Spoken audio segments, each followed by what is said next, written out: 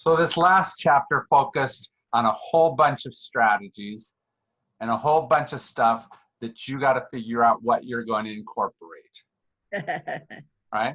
Now, the first set of things that I kind of like a lot were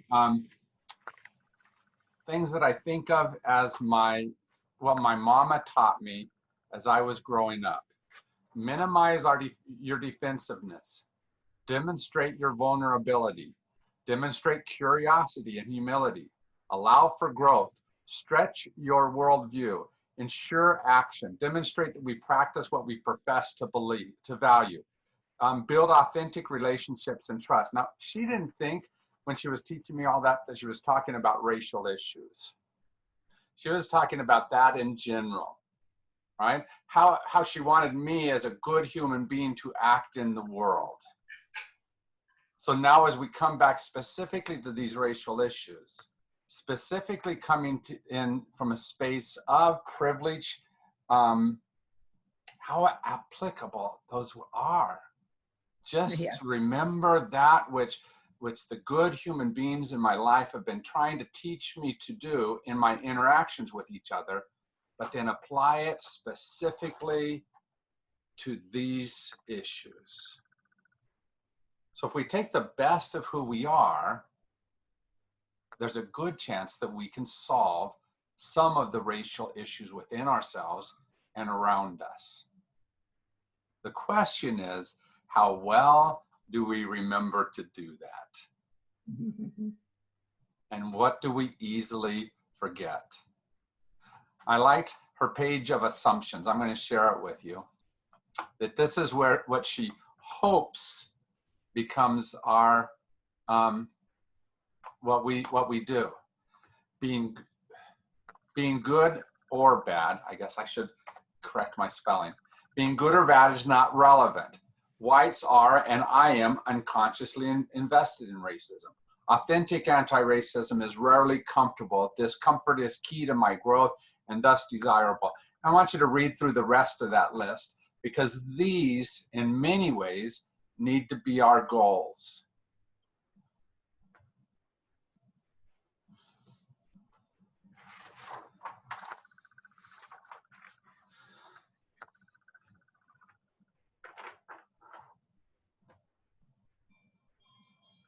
When you're ready, I'll start scrolling up a little bit.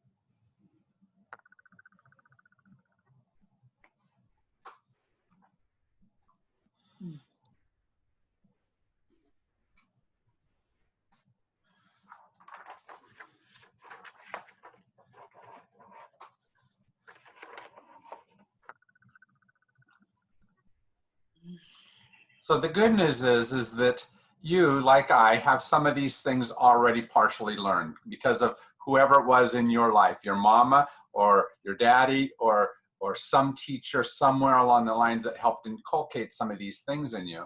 So we want to start with that. Which of these do you, when you read it, you say, that one I kind of got. That one I'm all right with. Which of these are you kind of good at?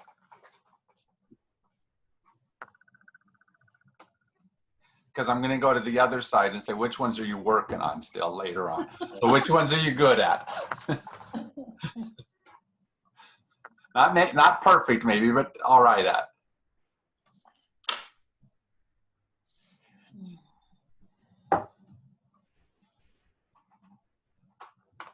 Like I'm pretty good on this last one. I recognize that harm happens more often to people of color than to me. And so I'm all right with interrupting myself in order to have that conversation. That I'm pretty good at. How about you?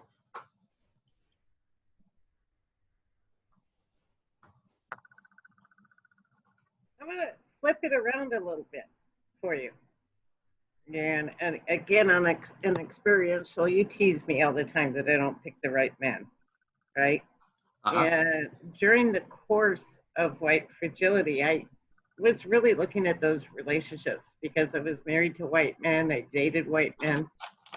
And it took me quite a bit to see that I fell into the racial trap in those relationships because they had a stereotypical look of how I was to behave as a Latina woman. And I didn't fit those. Yeah. Yeah. And that's what often happens. The rest of you, which ones of these do you do pretty well?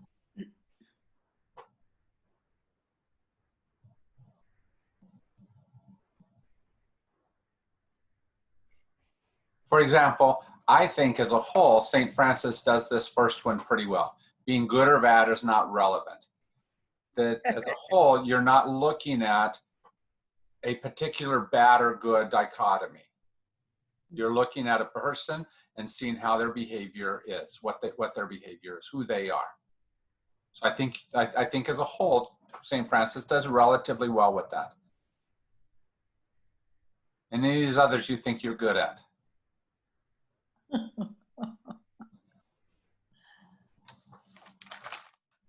Jim, I'm having trouble believing that I am unconsciously invested in racism. Well, we're going to get to that. We're going to get to those that we still have to struggle with. Yeah. Because she's holding these up as ideals. That if we can figure out how to hold those up and live into them, that it will make much of the progress here easier. So I want you to hold on to that. And I want you to first of all, congratulate yourself on what it is which of these assumptions you do pretty well with. Jim, I gotta say the one about bias is implicit and unconscious. Yeah. Don't expect to be aware of mine without a lot of ongoing effort. I really do appreciate that. Good. Thank you. Because that's a really good one to have as you're trying to figure out how to step towards that bias and work on it. Yeah. Thank you. I think I'm pretty good at, I am unconsciously invested in racism. Okay. I think I get that. Okay. Thank you. Anyone else? That one's a little harder for me. Yeah. Well, and that's what Joyce just kind of said as well, is that's still tough. Well, so we'll come back to that one for sure. I'm going to put an exclamation point next to it to remind us to come back to it. Any of the others?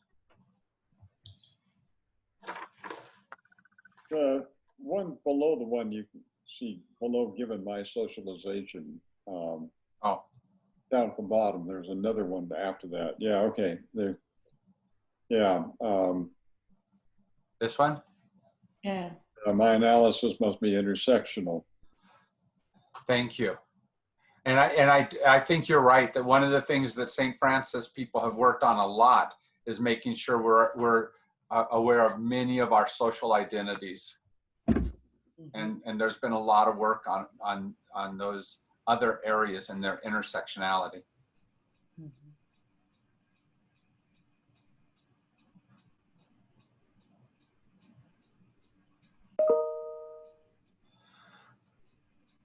So let's go to the second set of questions. Which ones of these ideals are not quite made perfect in you yet? Which ones of these are you still struggling with? So let's go back to the one that you got brought up a couple of times. I am unconsciously invested in racism. Yeah. Here's the reason why that's an important one to try to work towards. As relatively privileged people in our society, our privilege becomes very invisible to us. Okay? Yeah. In a number of different ways. So when I was down in Beeville, Texas, where I went as a sophomore, we lived a mile or so from the country club. So Dad got us a membership to the country club, right? So that we could go swimming during the summer. I didn't realize how privileged a position that was. Partially because, as most good Southern institutions, it was a pretty lily white organization. Mm-hmm. Second of all, to have your relatively private swimming pool, it wasn't only mine, but to have one that wasn't open to everyone was a pretty strong piece of privilege, right? I didn't realize how much that was at the expense of most of the people in my town. I told you I grew up in a town that was more than 50%, more than 60% of color. And that meant that most of those folks in town didn't have the ability to go to that place that I could go to. So I was invested, but I had no clue until I've looked back on it. So it's not that you're being awful or bad. It's not that my dad didn't have enough money to be able to do that. It's not that wasn't maybe even a challenge for them to be able to buy into that so that we could be able to go swimming. It's that there were a lot of people who were excluded from the ability to be able to do that. And that's where I was unconsciously invested in it. And so I have to continually go back and to remind myself that there's other things that I may not know about, doors that are open to me that may not be as open to someone else, ways that I don't have to. When I was down in Yuma, I never had to worry about going through the immigration checkpoints. I knew that it would be simple for me to go through. Other friends of mine had to worry. Will they stop? Will they make questions? Will they ask? Will they challenge? It's really interesting. One of my daughters is blonde and green-eyed. The only time I never got stopped going through that checkpoint was when she was in the front seat with me. Oh, that's funny. See, and it's that type of thing that it's not trying necessarily to be bad, but we have to recognize that I have something that someone else doesn't have because of the color of their skin, because of the sense that they are somehow different and maybe even worse than me. I have an example of racism right here in Tucson in the last 2 or 3 weeks. One of the African men who lived with me for several months was named Deo. I don't know how many of you met Deo. M.A. was the one that lived with me for 1.5 years, and Richard is the one from Uganda that's living with me now. But Deo has been granted asylum. He's working very hard to get his wife and 6 kids here, but all of the travel has shut down for COVID. But he's still looking for a place to find a house that's big enough for him and his family, because he knows that before too long, he hopes that his wife and kids will be able to come, because he's saving the money and everything because he's working full time. Well, there's a mobile home community, the one actually where Ed and Becky live, and I have a couple of other friends there that also knew Deo. They all have befriended him, had a couple of mobile homes for sale, and one of them was 4 bedrooms, so big enough, and it's real near a very good elementary school. And so Priscilla, one of our friends in the community, took Dale to the owner of the house, and they debated for a while and came to agreement on how much it would cost. And then Dale came to me and asked if I would give him a loan, and I agreed to do that. And in fact, once he agreed on the amount, I already went to my savings account and asked them to make that cash available so that he could come up with a check for that amount. And then he and I set up a way for him to repay me. Well, the manager of the mobile home community was the next person that they had to go to. And he came up with some stupid detail of wanting to see the visa of Deo's wife, who of course isn't even here. But Deo had the money, had everything in place, knew people in the community, like 3 different families. And the manager was absolutely racist and would not go with any of that and refused, even though the owner of the home had already agreed to sell it. The manager of the park was above his decision making. So Deo could not buy that house. Yeah, that's tough. That's tough. It's totally racist, totally racist. Yeah. And so Joyce, I don't know if all this is answering your question. The good news is part of your question maybe because you are not as unconsciously invested in. You might be very conscious of much better than some of us. And so because you are a very aware type of person. So that might be part of where you're at. If that makes sense. Yeah, it doesn't affect me, I don't think, on a daily basis. Yeah. I can even, having worked in that industry, with what Kay is talking about, I can see where the manager of the park has to get certain paperwork in line before he can approve somebody to live there. And part of that is having the necessary paperwork. Right. So, I mean, it's just, that's the way it is. But somebody can buy the house that's single. And so if he has enough money to pay for it, has a full-time job, has been granted asylum, it doesn't matter who the partner is that's going to live with him. And it just only matters, can he afford it and can he pay for it and all of that. And But it was interesting. The But manager of the park is entrusted with making sure that those people who live in the park are basically white. no, because that park is probably, well, when I was in the business, that park was probably 50% at least Latino, and there were some Black families in there. So I don't. That's correct. It's high Latino, but only 1 or 2 Black families. But this manager has the reputation of being nasty. And one of Priscilla's neighbors is already moving out just because of that. Yeah. So But that is his ongoing reputation. Yeah. But it's But really, I part mean, of his Priscilla job- didn't know what to do about it. Part of his job is making sure that the people who live there are there, have a right to be there, and they're not violating any laws. Yeah.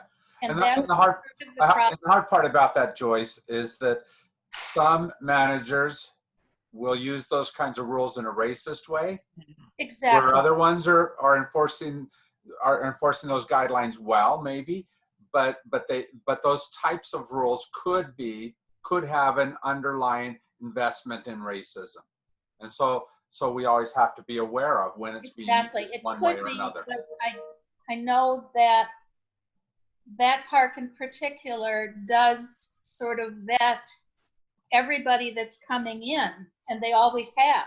Yeah. Leticia. Kay, you also have that issue in some of the nicest areas, gated communities with CC&Rs. Yeah. It's deep-seated, not just in our laws, not just in our attitudes, Right. but it would take us years to go over all the CC&Rs on every subdivision, mobile home park, Sure. whatever. And you'd be shocked. But I want us to go back away from how they do it wrong to your stuff. Because these assumptions are about you stepping up more and more into that space of where you don't allow those to be your norms. Okay? How you choose to very actively work differently. And so the antidote to this one is that I try to be consciously aware that I'm unconsciously invested in. All right? And so I try to change that. The more that I'm aware that there is unconscious stuff going on around me, the more it becomes less unconscious. Okay? And so these assumptions kind of mirror what we talked about last week about all these wrong assumptions that people were making that allow them to perpetuate. We want to perpetuate what can draw us towards our better nature. So this one right here, racism cannot be avoided. Now, it'd be nice. I would love to be able to say that I don't have it at all, and it's completely been expunged from my life, from my actions. The truth of the matter is I ran against that the other day as I was teaching a class about racism, right? And I'm leading people that way, and I realized that some of the questions I was asking, specifically to very good friends of mine, were maybe putting those racial friends on the spot in ways that weren't fair to them. And so even while I was trying to teach racism, I stepped into a racist space. And I had to go back and rethink who I was in that moment. Because this is what I want to have done, right? I want to know that racism can't be avoided so that I'm aware right now of how I'm not avoiding it. So as you look at these other ones, which ones are you still working on?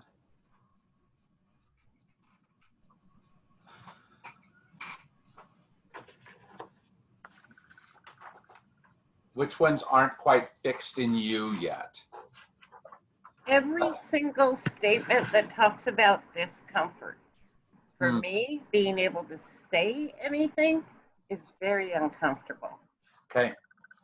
I'm that same way. Scroll down a little bit, Jim. Okay. There was one I saw.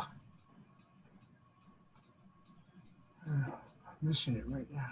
Nothing exempts me from forces of racism. Is that correct?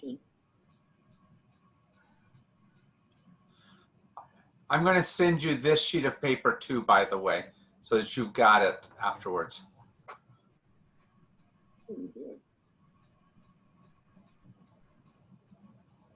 How many, at least in some ways, fight against just this half of the statement? So discomfort is necessary and important.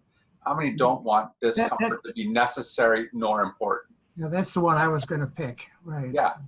Yeah. Because by my very nature, I'm kind of prone to get into comfortable situations. I feel very absolutely, and not by just nature, Art, by education, because education gives us more comfort, by relative good wealth ability, because wealth gives us comfort. Most of what we've tried to do through our life is give us comfort, not discomfort. Yeah. Right? Yeah. And so allowing discomfort to be a norm that we look towards, that we say is necessary and important, means we have to fight some of what we've taught ourselves. Jim, I have a question on that though. Yes. I'm just dealing with something. My brother is a Trumper. Okay. And It's what? my brother is a Trumper. Oh. And he just sent me 2 videos, not just, but Sunday, he sent me 2 videos just off the wall crap, pardon my language, that I'm very uncomfortable with. I mean, it's like a bunch of, I don't know, what do you call the people that are always looking for backgrounds? I mean, if you took these videos and switched the names around so that Republicans were Democrats and Democrats were Republicans, it would be what I believe about Trump and what all of my friends believe about Trump. And yet, you know, they're saying it's the Democrats that are doing that. So I'm just very uncomfortable with that, with what I've heard on that video. And I'm thinking, you know, now how, okay, I'm uncomfortable. Is there maybe something here that I'm supposed to pay attention to in this video? Or do I just outright, you know, dismiss it like other people do when I say something, you know, that's not pleasant about Trump? To answer that question, let me go to another paper that I've prepared for us. This is from right near the end of the stuff, where she says, let me offer a few strategies for trying to work with one another on our white fragility.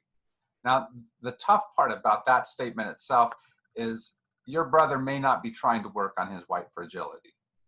No, he's not. Not trying to work on his racism. But here's the thing. You are trying to be there and acknowledge those things as you're dealing with him. So I love the 5 statements that she makes, that she tries to affirm the other person's perspective. So as you watch that film, you go through there and you try to say, where is it, how is it that you can affirm that? What kind of understandings do you glean from it, right? But then at least part of why he's sharing, you hope, is because he's trying to enter into a relationship, which has some reciprocity to it. And so he's asking you, how do you feel? And so you get to share back and say, this is what I think. But when she does this, she says, I try to point the finger inward, not outward. So I don't know if you do that well or not. My typical thing is, well, Mark, let me help you fix that. Right? And I point it towards them. But it helps every time that I remember to say, here's how I'm trying to be better at this. Not saying here's how you need to be, but here's how I'm trying to. And so it says, I share what I've come to understand with the emphasis on how it relates to me, not on how to change them. Okay? Which leads us to number 5, which says, I let go of changing the other person. You don't have to fix him. It may feel like it because you've had a couple of years of having to see his errors and a few years of having to maybe be in a position of trying to not be affected by, right? Probably from your childhood, there's been issues of where you've had to work on who your brother was in your life in good and bad ways. But ultimately, your job is not to change him, is it? No. And so we have to keep coming back to that. The 4th point, though, is important. I give myself some time if I feel at a loss to respond in the moment. You don't have to answer him. Yeah. You don't have to respond to that video, right? Maybe after that time, you come up with a different way to be able to approach it, and you go back to him and you say, can we revisit that? But it's okay to not have to as well. Or any other time that he brings that up. These won't solve the issues. These 5 points can help, can lead towards conversation, but it's not just your choice. I hope you recognize that he has some choice about whether or not that conversation goes well or not. And it's okay to acknowledge that some of his choice is not leading to a furtherance of that conversation around that point. Okay? And all of these strategies that she gives, and I'm going to send this sheet of paper out to you as well, so that you can place them somewhere and keep coming back to it and reminding yourself. Okay? Because we're all going to have problems in this area. If we are going to be open and honest and bold in this, there's going to be times when we will be in a space of having to work with someone else in this area, someone who is more challenging to us, somebody like Harvey. I mean, Yeah, right. Exactly. right? Well, thank you for not picking on me on that one.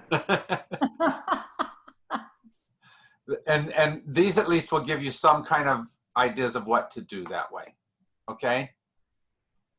Here's the other thing that she said about that. She asked these questions, or one's a question and two are just points. So when people ask her what to do about racism and white fragility, she asked them, first of all, what has enabled you to be a full, educated, professional adult and not know what to do about racism? And it seems like a kind of impertinent question, and yet she's very serious about this. If you can in some way or another ask this question to your friends, I think it helps. Why is it that you're still struggling with racism?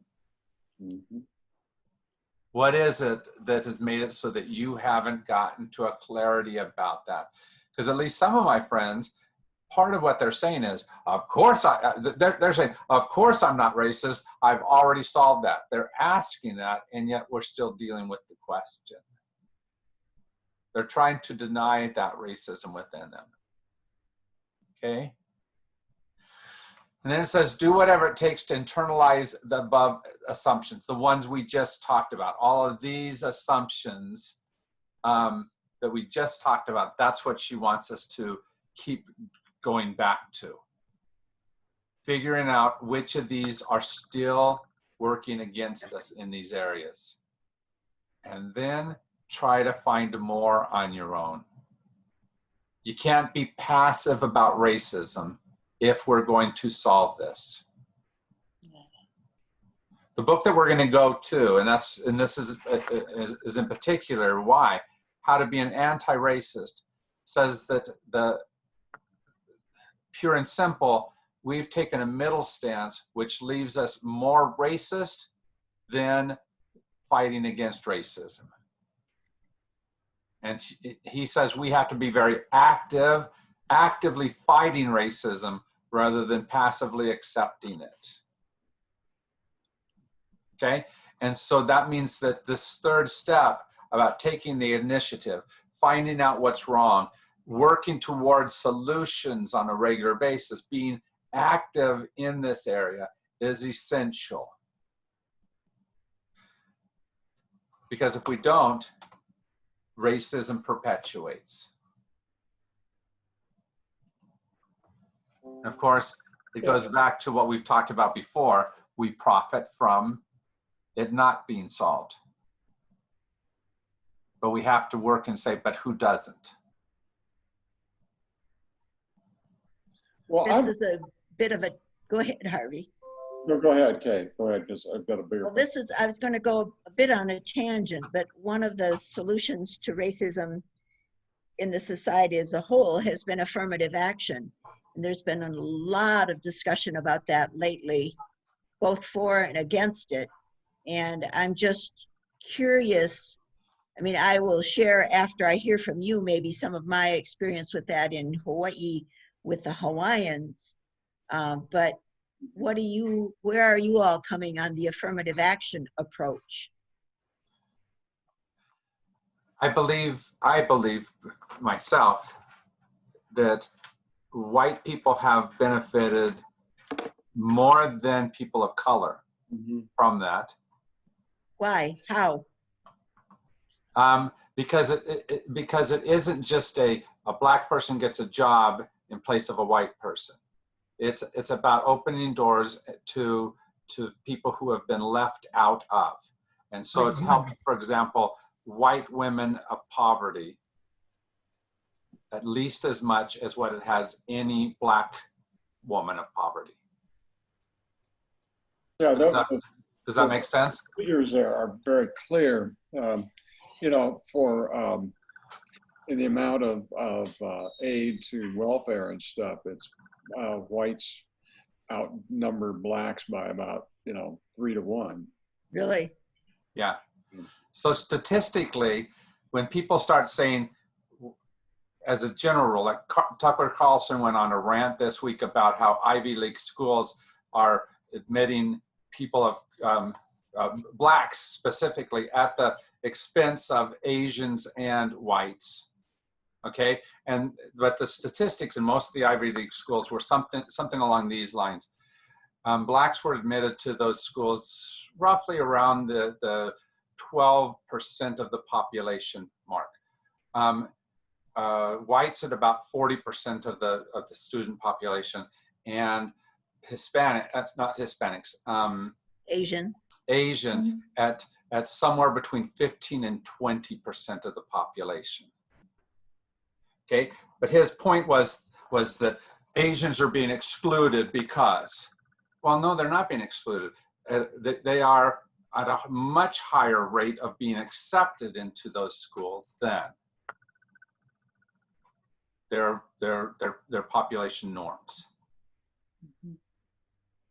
And the other thing that affirmative action really helped with is allowing smart people of color to get to school because they couldn't afford to do it otherwise. Yeah, right. Right? That's not taking away from somebody, that's leveling out opportunities. And really, when you talk to Black people, people of color, all colors, what they want is the ability to grab that. And when the finances got to the point where they couldn't, the government stepped in and said, we'll help.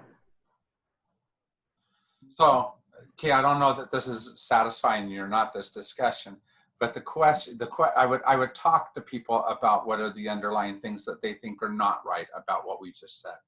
I would talk about where it is that they're seeing an opposite dynamic or being told a story that's of an opposite dynamic, so that you hear exactly what it is that they think is the issue. So what have you heard that way? I'm just thinking about my long experience as an academic in medical schools and applicants to medical schools and so forth. And your example for the Ivy League schools with the Asians, I mean, their scores on all the application tests and their GPAs and so forth are way above the Black population, for example. Right. And so many Blacks are accepted with way lower scores and way lower GPAs and so forth. And that's why the Asians are complaining, is that, wait a minute, how do I get in when I'm so outstanding and yet you're not accepting me? And then in medical school in Hawaii, when we had some of the Hawaiians are similar in Hawaii to Blacks on the mainland. They're a large part of the population, there's no majority, but their grade point averages, their ability to score well on exams is very low. So it's very akin to being the Black population on the mainland. Okay. And so it's very, and they are not matched in numbers of, I mean, the percent of Hawaiian people and the percent of Hawaiian doctors are nowhere near the same. Then the Hawaiian doctors are very few compared to the population. And that needs to be changed, and everybody wants to change that. But the challenge is when you're on the academic side is if the knowledge base isn't there, are they going to be an adequate doctor without the knowledge base that's required? And Yeah. so, you know, your goal is to really set up a program to increase that knowledge base so they will be.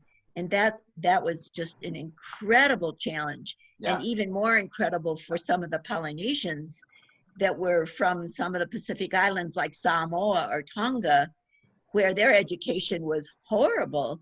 Right. Even if they went to college and did okay, their ability to pass exams in the white population arena, medical school, medical, was horrible. And yet, and then even when you interviewed them, sometimes you knew their knowledge base was not adequate to be a good doc. Yeah. And yet you didn't want to be prejudiced against them because of their cultural identity. And it was always a challenge. Yeah. Always a challenge. Yeah. But part of what you're talking about, Kay, is the larger system that is built against them. In Samoa, for example, maybe there's not an ability to rise to a certain educational level because the classes are just not offered. That's right. So the issue might have to be, how do we get the right education into those places, which is often true in Black neighborhoods, for example. Someone Well, and in coming out of a Hawaiian school- neighborhoods in Hawaii also. That's right. Someone coming out of a school in a poor neighborhood is just not going to have as much ability to have some of the classes that would allow them to step into those roles easier. So how do we make up some of that deficit? That's the At challenge. least part of affirmative action is trying to say that we are trying to equalize schools across those areas. The problem is, of course, that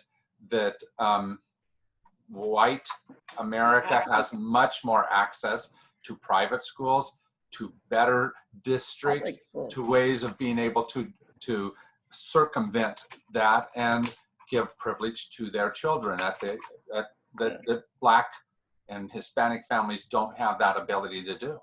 And the control of where the tax money is allocated.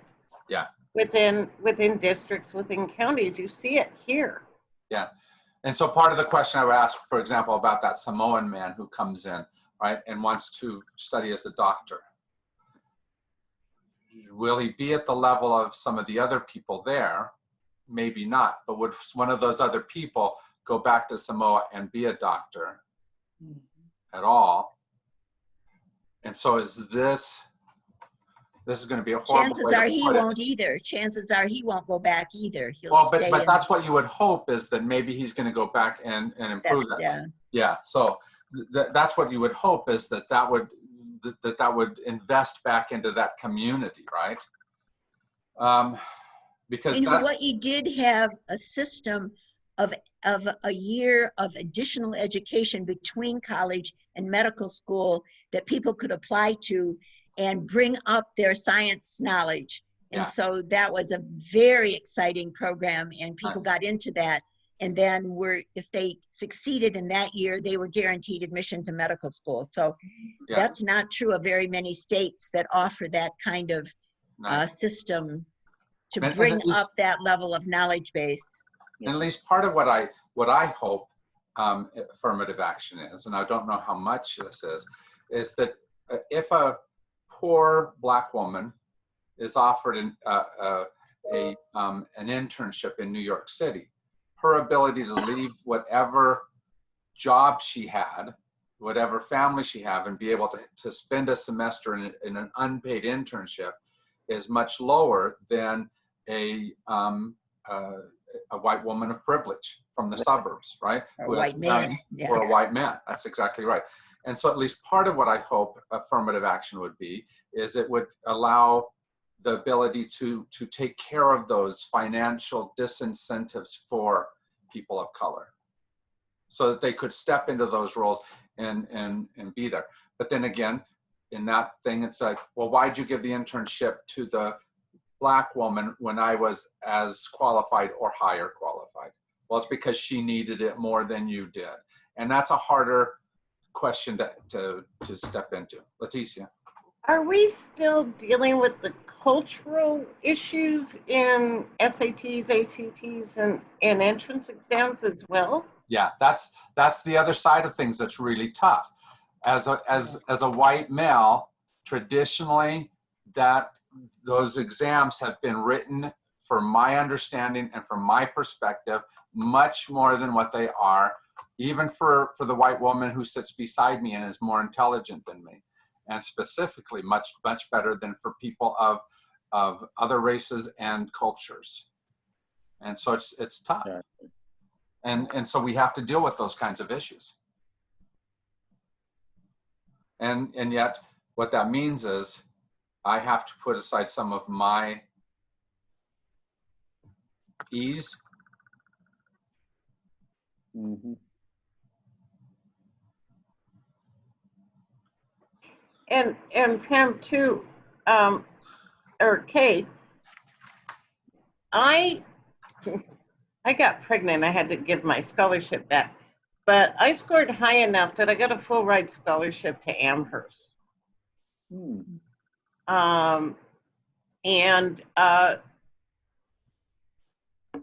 I have my doubts that I would have made it because of the cultural disparity that's going on. I have young people that just graduate. I have one of my cousin's kids just graduated from Smith, and one of my friends' kids graduated from Smith. Friend's kid's white, but they're not wealthy. They dealt with the same prejudice. Yeah. And it these things that I'm learning to look at through my perspective in white fragility, I'm seeing it's more than just blacks. It's more than just people of color. We got to stop classifying people and give them the respect and dignity so that they can move forward. And we can accommodate the cultural differences. The Latinos that I've worked with over the years, through business associations, through Hispanic Chambers of Commerce, we as a group of people will give all kinds of scholarship to the kids, but we don't follow up with them on a regular basis. We don't make sure that culturally they're getting it. Yeah. Because to go from these really tight-knit families into a university setting, they get lost. Yeah. And it's not because they don't have the intellectual capacity. Yeah. Part of what that's talking. Oh, go ahead, Art. I was just going to say, I think human nature is to classify. The question is, what do we do with it once we get those? You know, we use them wrong, or we use them inappropriately, but we'll always classify. You know. Yeah, yeah. Yeah, Part of that's what we're especially talking. too for black people. I mean, you look at a black person, or black person's black. You look at a Latino, maybe who's dark skinned. You say, well, the person's dark skinned. Yeah. Part of what we're talking about too is kind of what you said about the man from Samoa. Why would he go back to?